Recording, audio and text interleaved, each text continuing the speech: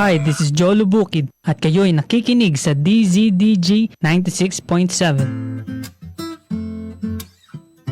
Hi, this is Dave at nakikinig kayo sa DZDG 96.7. Diba? Kala nyo sila lang Ako din, di pa patalo. Pero talaga, sabi nga, be the bigger person. Kailangan ko yung mas malaki, wag ka papatalo. Pag meron sila, meron ka din. Charot. Magandang morning pa rin sa pagmumukha nating lahat. 11:42, that is our time. You are listening to DZDG 96.7. We talk, you listen. We talk, you listen. My name is Dave. This is still the Caffeinated Show. And in this portion, I would like to thank all the TFC subscribers. Kung ano pinagsasabi sa Roger ba yan? Okay, by the way, follow nyo ako sa aking mga social media accounts sa The Dave Anthony. Type nyo lamang yun at The Dave Anthony as in THE, Dave I DEYB at The Dave Anthony sa Instagram, Facebook, TikTok, and YouTube. And of course, here's our official text line. Kung nagte-text ka, babasahin natin yan 0929-2168-100, 0929-2168-100. Mag-text ka sa ating text line and I will read that. Kung may gusto kayo pabati or may gusto ko sabihin or may comment ka or whatsoever, sasabihin natin yan. Babasahin natin ang bonggacious. And also, I'm live sa ating Facebook page, DZDG Destiny Radio. You can watch me there and let's have fun. Ganon. Comment ka. Kwentuhan, ganyan. Ututang dila. Sarap. Anyway. Let's answer this question for today since itong program na to ay inspirational, educational, ganun. Okay lang ba na mag-demand ng treatment sa manliligaw pa lang?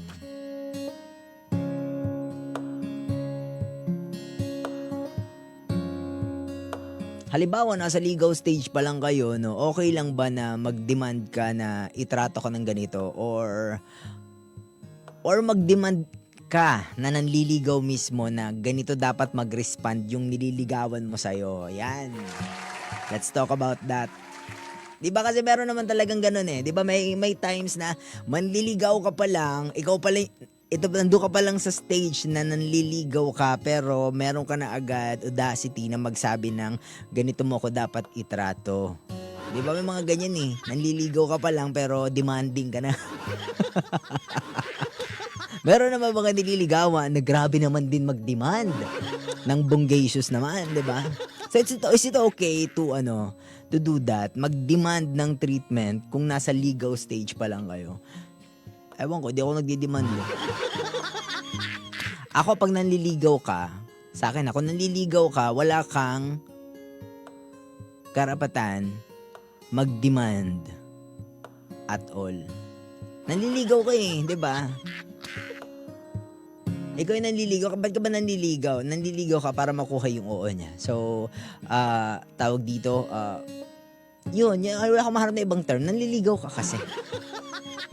Diba, sinusuyo mo yung oo niya para makuha mo yung oo, para mapasagot mo, ganyan. Diba? Kaya nga, tawag dito, best foot forward. Diba, sabi nila, pag nanliligaw ka.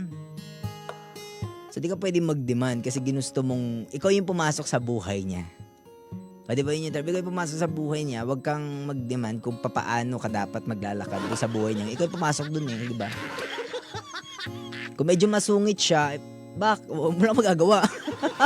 Either tumigil ka sa panliligaw or diretso lang, gawin mo lang. Diba? Tiisin mo or diba mahalin mo din yung flaws na yun. Diba? Kung nagpapaligaw ka naman, ikaw naman yung nililigawan, sige lang, mag-demand ka.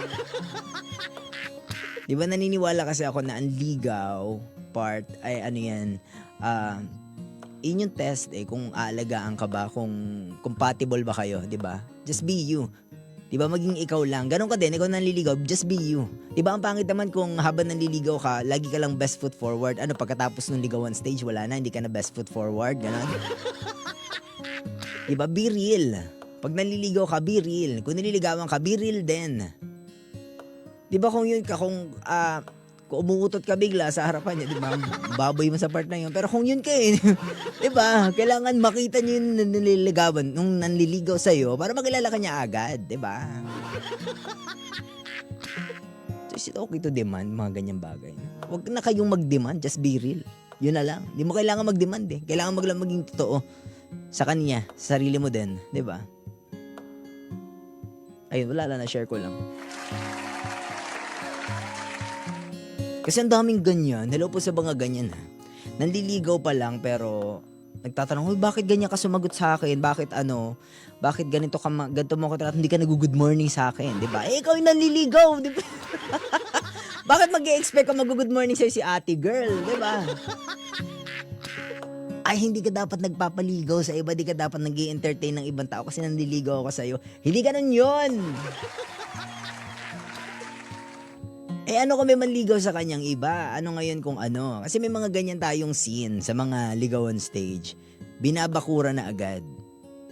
'Di ba yung nanliligaw, ay, hindi ka pwedeng magpaligaw sa iba kasi nililigawan kita. First of all, wala kang karapatan magsabi ng gano'n. 'Di ba? Wala ka naman kasi magagawa kung ligawan siya ng ibang tao.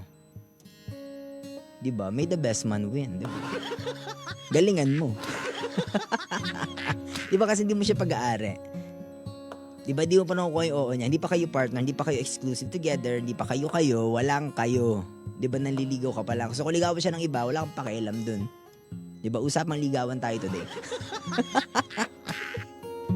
Di ba ikaw naman nililigawan, hindi ka naman hindi ka compelled na sa kanya lang magpaligaw, ganyan. Kung may nanliligaw sa'yo at bet mo naman din.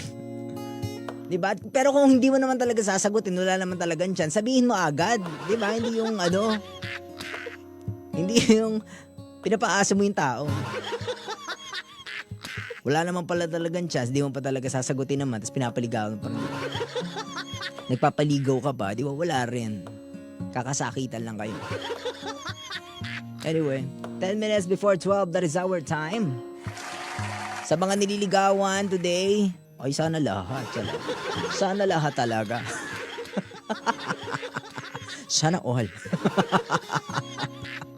Sabi ni John dito, magandang araw DJ Dave at DJ Greta, tanghalian na, kumain na ba kayo? Ay, maraming salamat sa pagtatanong kung kumain na ba kami.